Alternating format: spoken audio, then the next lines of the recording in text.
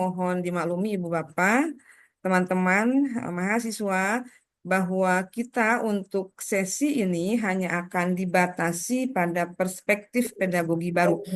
Jadi kalaupun kita menggunakan teknologi, teknologi itu tidak menjadi senjata pamungkas untuk membangun deep learning, tapi menjadi alat yang bisa memperlancar pembelajaran sehingga tersentuh deep learning-nya. Begitu rencananya.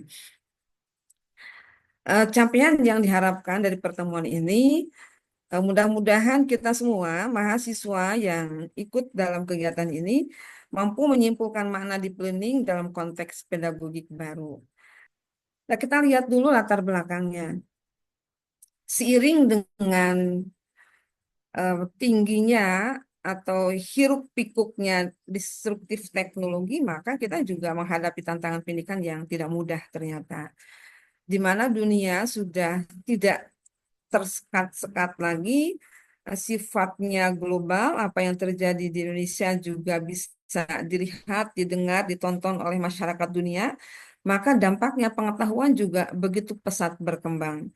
Dan ini sangat diperlukan komitmen, engagement, dan ini menjadi tantangan bagi kita pada saat kita hidup di dunia global ini, agar apa tantangan pendidikan yang terkait dengan isu nyata, teknologi, 6C menjadi bagian penting yang harus kita hadapi, bukan tergilas oleh isu, oleh teknologi, oleh kemajuan zaman, tapi diharapkan kita menjadi pelaku utama dari kemajuan ini. Diharapkan bisa menghadapi isu nyata, bisa ikut nimbrung memecahkannya, bisa menggunakan teknologi, bukan tergilas oleh teknologi, dan kita bisa mengusung 6C bukan hanya terkait dengan kognisi saja. Nah, bagaimana menghadapi peradaban baru ini? Maka nampaknya ada pergeseran bahwa di abad ini kesuksesan seseorang sebagai peserta didik sangat tergantung pada tercapai tidak tantangan kecakapan abad 21 ini. Sehingga diharapkan learning outcomes yang dihasilkan pada peserta didik bisa menggiring mereka untuk ikut berperan, ikut menjadi subjek dan ikut andil. Otomatis harus belajar untuk memilikinya. Artinya, kecakapan abad 21 ini bukannya ditonton terjadi dicapai oleh negara orang saja, tetapi kita harus memiliki itu semua. Bagaimana menghadapi peradaban baru ini?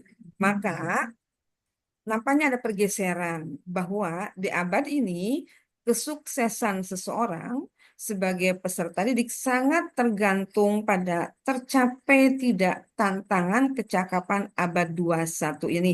Sehingga diharapkan learning outcomes yang dihasilkan pada peserta didik bisa menggiring mereka untuk ikut berperan, ikut menjadi subjek dan ikut andil. Otomatis harus belajar untuk memilikinya. Artinya, kecakapan abad 21 ini bukannya ditonton terjadi dicapai oleh negara orang saja, tetapi kita harus memiliki itu semua.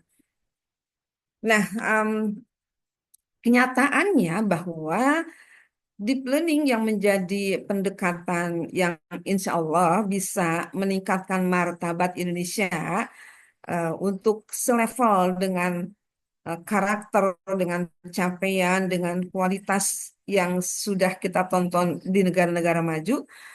Nah, ini ternyata negara kita masih agak susah untuk mendongkrak, untuk membuat guru, pendidik disukai oleh siswanya, berkesan positif bagi siswanya, karena selama ini yang dihadapi, yang terjadi masih di level surface learning, jadi masih pembelajaran di permukaan, di mana informasi um, lebih mendominasi yang terkait dengan fakta-fakta agak kurang bermakna bagi belajar siswa atau peserta didik, tapi nampaknya baru level itu yang disampaikan guru, hafalan, kemudian mengidentifikasi fakta-fakta dengan hanya diingatnya dan agak pasif untuk memunculkan ide-ide kreatifnya, sehingga apa yang dipelajari oleh peserta didik sifatnya hanya memorizing saja, ingatan saja,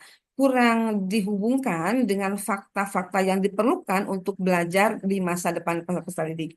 Dan atensinya juga sifatnya singkat saja dan terkait dengan konten-konten akademik yang eh, terkait dengan apa ya, dengan definisi, dengan pengertian, dengan hal-hal yang sifatnya memorizing, yang faktual, yang level-levelnya tidak terlalu dalam.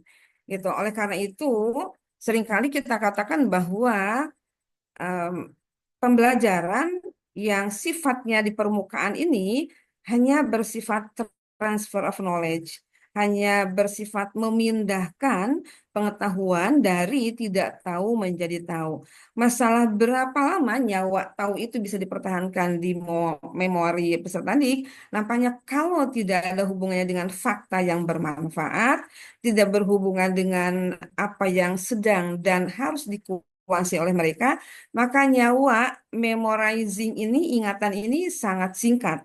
Hari ini hafal, besok ditanya di ulangan, di tes, ternyata sudah lupa lagi. Dan ini sama dengan tidak belajar tentunya. Nah, padahal, nah kalau kita kupas, amanat dari undang-undang yang tertuang bahkan selalu kita bacakan ketika upacara-upacara hari-hari besar nasional, amanat pendidikan ini diharapkan mampu mengembangkan potensi peserta didik agar menjadi manusia beriman, bertakwa kepada Tuhan, berakhlak mulia, sehat, berilmu, cakap, kreatif, mandiri, dan tentu bermuara pada good citizenship, menjadi warga negara yang demokratis serta bertanggung jawab. Nah, ketika pembelajaran kurang bermakna, ketika pembelajaran tidak sampai pada hakikatnya, maka kita seolah mengabaikan amanat ini. Nah, mari kita coba bagaimana caranya kita pelajari, kita telisik, kita jiwai peran sebagai guru ini agar apa yang kita ajarkan, apa yang dipelajari peserta didik ini bermakna. Dan makna dari belajar ini tentu bukan hanya untuk diingat, tapi bisa digunakan dalam kehidupan peserta didik. Nah, ternyata di dunia ini 70% yang menjadi pendidik di lembaga pendidikan formal ini, PAUD, SD, SMP, SMA, SMK, perguruan tinggi, itu di banyak oleh perempuan gitu, 70% itu perempuan. Nah, ketika ditelisik, betulkah perempuan itu lebih tertarik untuk menjadi guru atau berlatar belakang minat dan bakat menjadi guru? Ternyata khusus di Indonesia bukan itu jawabannya. Nah, artinya walaupun guru ini banyak di apa ya, diminati oleh perempuan, ternyata alasannya karena menjadi guru itu kalau murid libur ikut libur gitu, tidak terlalu terperangkap dengan waktu seperti hanya di kantoran atau di industri gitu ya. Bukan karena suka dengan pembelajaran. Nah, tentu ini menjadi masukan yang luar biasa. Kemudian yang kedua, di Indonesia kecenderungannya setelah menjadi guru itu sifat-sifat pendidikan yang in service yang berhubungan dengan peningkatan profesionalisme itu lebih cenderung eh, ke arah penguasaan kurikulum. Kemudian workshop-workshop tentang bagaimana mendesain pembelajaran, bagaimana meningkatkan pemahaman tentang model-model pembelajaran. Dan ini nampaknya di negara-negara orang itu tidak seperti itu gitu. Justru di negara orang menganggap bahwa kalau sudah profesional pada saat lulus menjadi calon guru, maka yang dipelihara di mereka adalah bagaimana membangun, memupuk, memperpanjang mindfulness-nya, awareness-nya, kepedulian, kesadaran menjadi gurunya. Itu yang mereka pupuk gitu. Jadi ini juga menjadi bahan pertimbangan ketika Pak Menteri sangat concern dengan deep learning ini. Jadi jangan nunggu dapat sertifikat dulu untuk melaksanakan deep learning, tapi begitu dapat informasi, ayo kita lakukan gitu menurut Pak Menteri. Ada 3 poin, ada 3 prinsip untuk membangun pembelajaran bermakna ini yang terkait dengan berkesadaran, mindfulness yang terkait dengan bermakna, meaningful, dan yang terkait dengan joyful. Nah, artinya kalau tiga pilar ini tidak dimiliki oleh guru, maka dimungkinkan pembelajaran akan kembali ke semula, ke learning saja, tidak sampai ke um, deep learningnya. Nah, yang berkesadaran ini tentu akan sampai diolah pikir, akan sampai diolah hati, dan yang menggembirakan ini karena em, ternyata pembelajaran itu yang bermakna, yang berkesadaran, yang menggembirakan, modal utamanya adalah disentuh limbiknya, disentuh rasa sukanya. Sekali lagi, saya mengutip dari beberapa tokoh dunia, di antaranya Linda Darling Hammond mengatakan bahwa em, belajar itu tidak melulu eh, tugas otak gitu, tapi dalamnya juga sangat berarti terkait dengan rasa senang atau rasa suka. Kalau kita telisik, kita eh, kritisi atau kita apa ya, kita kupas gitu. Ini yang 8 hal menjadi profil lulusan. Yang pertama, keimanan dan ketakwaan terhadap Tuhan Yang Maha Esa. Nah, individu ini memiliki keyakinan teguh akan keberadaan Tuhannya. Dan ini melalui nilai-nilai spiritual dalam kehidupan sehari-hari. Mohon maaf kalau selama ini berulang kali kegagalan mapel-mapel beranah moral seperti agama tentu, PPKN, kemudian apalagi ya bahasa Indonesia, yang selama ini menjadi basically untuk menjadi syarat mutlak kenaikan kelas. Kalau mapel-mapel yang berbasis moral itu nilainya merah, maka tentu warningnya adalah tidak naik kelas. Sebetulnya itu menjadi suatu sinyal bahwa sehebat apapun cara berpikir siswa kita, ketika nilai-nilai spiritual dan moralnya tidak dibangun, dan ternyata memang di mapel-mapel itu tidak tercapai tujuannya, maka siswa itu tidak menjadi naik kelas. Nah, tetapi persoalannya adalah seringkali mapel yang berbasis moral itu juga hanya diajarkan. Artinya agak lepas dari dicontohkan. Sehingga mapel-mapel yang berbasis nilai itu juga menjadi pengetahuan gitu. Bukan membangun karakter. Nah, kita dalam pembelajaran tidak ada istilah gagal mengembangkan pembelajaran. Kalaupun mahasiswa salah, kalaupun tidak sempurna, ini sedang proses belajar. Tetapi diharapkan dari proses itu akan lahir kemandirian.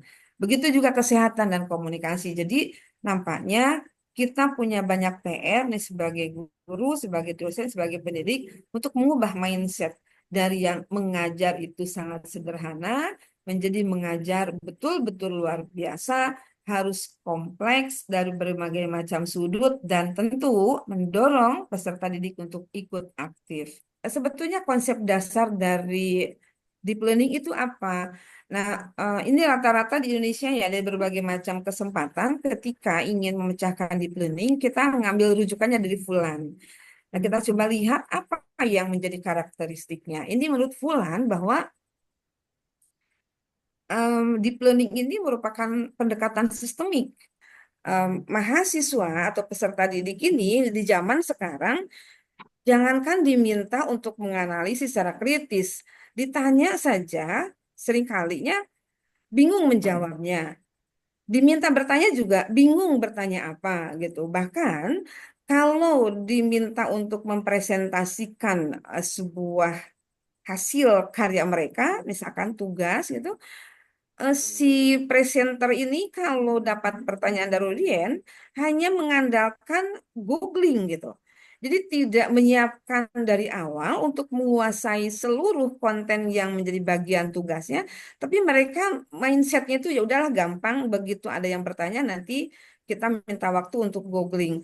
Nah, mudah-mudahan di tempat lain tidak ya, tapi saya yang berulang kali tidak boleh buka apa namanya HP, buka laptop ketika sedang presentasi. Tapi tetap ini menjadi pola, menjadi pola pikir yang mewabah begitu. Nah, akhirnya mereka tuh hanya menyampaikan, mengajarkan atau apa ya mempresentasikan, tapi tidak tidak menguasai pemikiran-pemikiran kritis sehingga ditanya itu ya hanya menyampaikan pendapat yang di googling mereka. Nah, ini deep learning inti yang disampaikan oleh Fulan ini terkait dengan bagaimana caranya agar apa yang difikirkan, apa yang dilakukan, apa yang dikerjakan oleh peserta didik itu menyentuh hal-hal ini. Berkolaborasi, menjadi global citizenship, kemudian kreatif, komunikasinya lancar, bukan hanya dengan eh, sesama teman di daerahnya, di negaranya, tapi juga secara global. Karakternya tercapai dan berpikirnya kritis. Kita coba untuk memasukkan ini ke ranah Indonesia, ke lingkup Indonesia. Nah, ketika syarat deep learning ini kita harus menyempurnakan pedagogik praktisnya, kita juga harus membangun partnershipnya, kita juga harus membangun lingkungan belajarnya, dan tentu eh, digitalisasi yang menjadi bagian penting untuk kita manfaatkan di abad ini. Nah, ini kita masukkan ke kerangka yang dikembangkan oleh Indonesia. Nih ada 4 layer ya yang kita kembangkan di kerangka em, kerja pembelajaran mendalam ini. Yang paling luar adalah kerangka pembelajaran. Tidak mungkin, sangat tidak mungkin deep learning ini kalau tidak lebih dahulu dibangun lingkungan pembelajarannya yang bisa engage antara semua subjek yang terlibat di dalamnya. Tidak mungkin juga pembelajaran mendalam ini kalau praktik pedagogisnya masih pedagogik lama. Nah, seperti apa pedagogik baru itu nanti akan kita coba telisik. Dan sangat tidak mungkin tidak kalau tidak memanfaatkan digitalisasi dan kemitraan dalam pembelajaran. Nah, ini layer yang paling luar ini menjadi wadah utama yang harus kita siapkan lebih dahulu. Nah, sementara ini yang kita lihat bahwa lingkungan pembelajaran yang kita kembangkan di sekolah atau di lembaga formal nampaknya terlepas dari kepedulian orang tua yang berada di luar lingkungan pendidikan formal. Nah, berulang kali kita sentuh kebutuhan mereka, tapi agak beda perhatian dan kebutuhan orang tua di Indonesia dengan di luar Indonesia. Di Indonesia rata-rata mengatakan bahwa ya kami menyekolahkan anak kami karena kami tidak bisa mendidiknya gitu. Nah, padahal lingkungan belajar ini harus dibangun atas komitmen bersama antara orang tua dan guru. Nah, bahkan seringkali ketika anaknya mengerjakan PR dan PR itu dirasa sulit, maka bisa saja orang tua menyuruh orang lain yang jadi coach anak itu untuk mengerjakannya. Ini kan sangat tidak mungkin terjadinya engage kalau orang tua tidak sepaham dengan makna pembelajaran yang normatif di sekolah. Nah, kemudian Emang layar yang kedua, pengalaman belajar. Dengan merefleksi, dengan mengembangbiakan gitu ya. Maaf, dengan memahami, dengan mengaplikasi. Nah, mungkin selama ini kita tertahan di memahami saja. Nah, sebetulnya memahami ini sangat tidak mungkin kalau tidak diawali dengan merefleksi. Apa yang harus dipahami oleh peserta didik? Seringkali kalau kita menyampaikan sesuatu yang sifatnya formal, kita lebih menyukai yang sifatnya tekstual. Seringkali materi pelajaran dari buku lebih dipentingkan dibandingkan dengan dari lingkungan. Nah, padahal bisa jadi peserta didik lebih tertarik ketika diangkat kasus dari lingkungan sekitarnya dibandingkan dengan menalisik, membaca, atau mendiskusikan buku-buku tekstual. Nah, hal ini juga menjadi kenyataan yang sering terjadi di SD misalkan. Topiknya tentang pasar. Guru hanya cukup dengan mengatakan buka halaman sekian, coba pelajari topik itu, diskusikan, jawab pertanyaannya di LKS. Padahal bisa jadi ada anak yang orang tuanya bekerja sebagai pedagang, Dia tiap hari berangkat ke pasar. Tapi ketika anak dipisahkan dari pengalamannya, maka seolah-olah tidak ada apa-apa di otak anak terkait dengan pasar. Nah, di sisi lain yang namanya buku teks itu bukan buatan guru seringkali, tapi buatan ahli dari konten itu. Yang tentu bahasanya bahasa expert. Jadi kalaupun kita merujuk pada buku teks, maka tugas kita yang pertama adalah mengubah bahasa teks itu ke dalam bahasa pembelajaran. Nah, ini untuk mencapai deep learning tiga hal ini di layar yang kedua. Dan di layar berikutnya adalah bagaimana kita menghasilkan pembelajaran yang deep learning ini dikemas dengan yang bermakna, yang menggembirakan, dan yang berkesadaran. Sekali lagi, sangat tidak mungkin anak betah lama belajar, apalagi PAUD nih, wajarnya kan 12 tahun ke depan nih. Tapi di PAUD-nya sendiri sudah bosan. Nah, bagaimana bisa produktif berpikir? Bagaimana berpikir kritis? Yang ada adalah pemangkasan rasa ingin tahunya gara-gara mereka bosan belajarnya. Nah, jadi mari kita hidupkan agar anak itu nyaman, betah, dan tidak jenuh dalam belajar. Nah, makanya harus bermakna untuk kehidupannya, harus berkesadaran kalau enjoy, tentu anak tidak dipaksa untuk datang ke sekolah. Nah, sehingga 6C ini yang menjadi sasaran utama dari deep learning ini bisa dicapai harapannya gitu ya. Oke, nah kita hubungkan dengan kurikulum Merdeka. Kita punya poin-poin pelajar Pancasila dan ini tentu sangat relate ya dengan sasaran dari deep learning ini. Jadi kita tidak mengubah kurikulum, sekali lagi Pak Menteri tidak mengatakan bahwa deep learning itu kurikulum, tapi pendekatan yang sebetulnya seharusnya sejak lama kita pakai.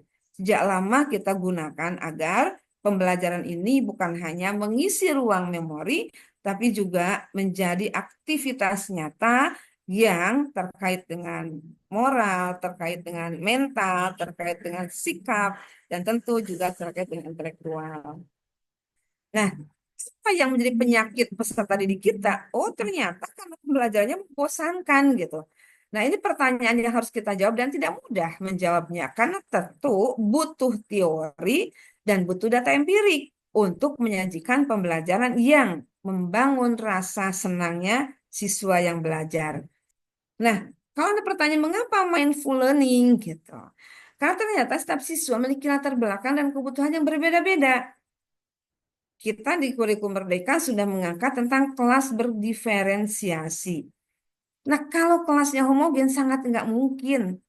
Allah itu, Tuhan itu menciptakan keberagaman manusia karena tentu ini ada hikmahnya gitu.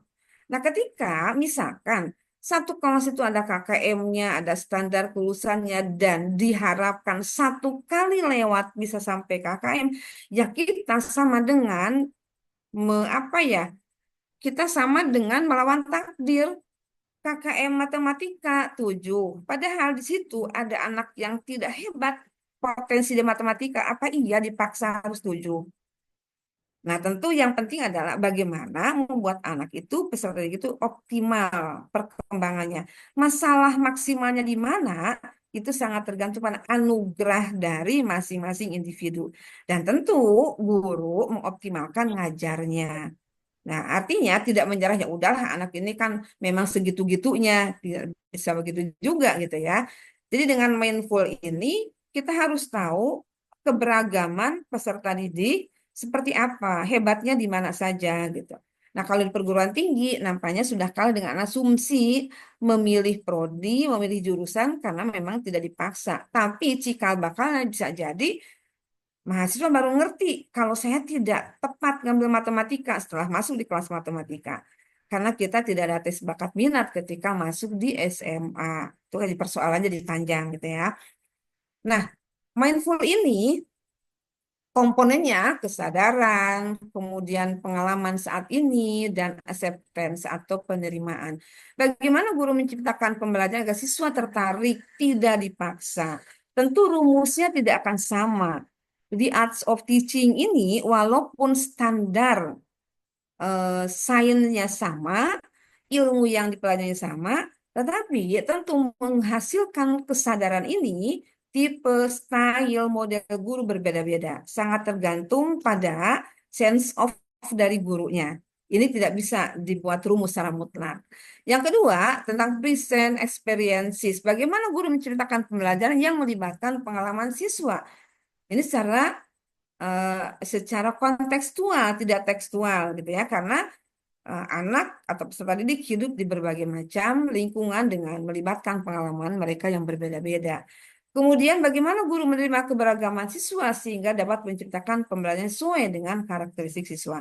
Nah, ini alasan pentingnya mindfulness dibangun oleh guru. Dan mengapa mindful learning gitu ya?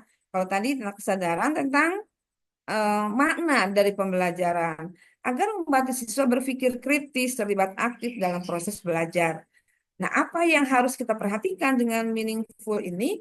Belajar bermakna mendorong siswa mengaitkan konsep baru dengan yang diajarkan atau pengalaman-pengalaman yang sudah dimiliki oleh peserta didik sebelumnya. Makanya ada persepsi tadi.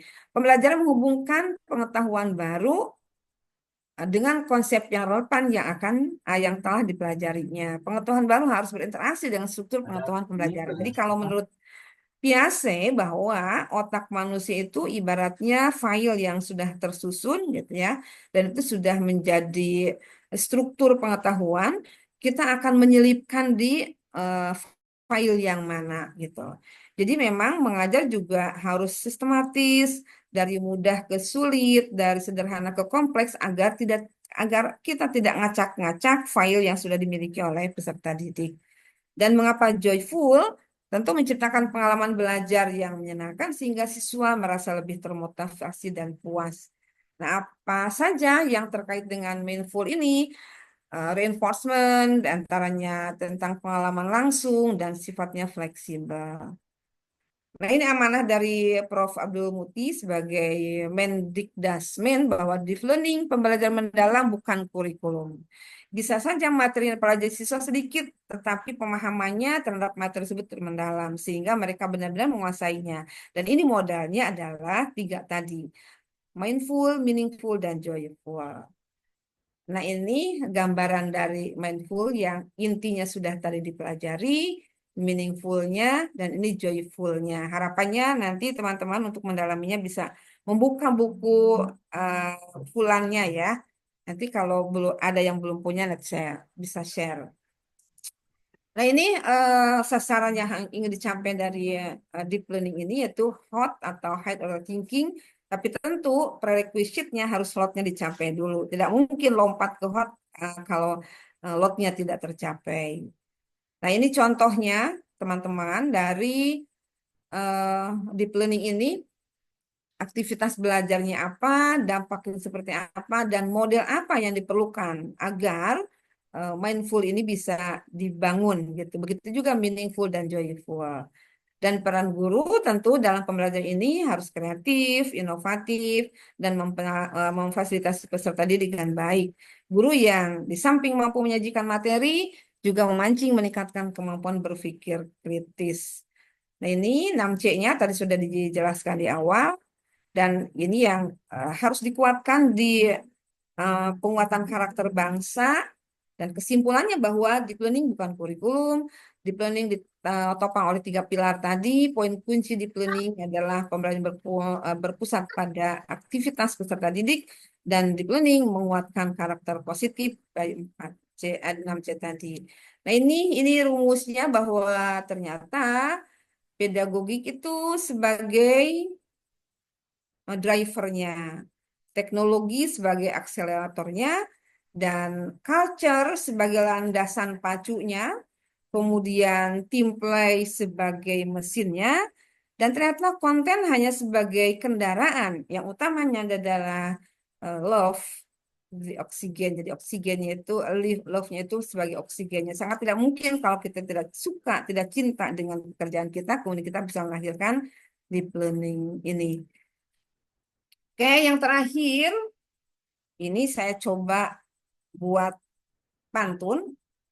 Di taman bunga mawar mekar, belajar giat setiap hari. Deep learning membuat pintar, memahami Eh, makna dengan hati. Terima kasih. Assalamualaikum warahmatullahi wabarakatuh. Waalaikumsalam warahmatullahi Waalaikumsalam warahmatullahi wabarakatuh. wabarakatuh. Oke, saya kembali.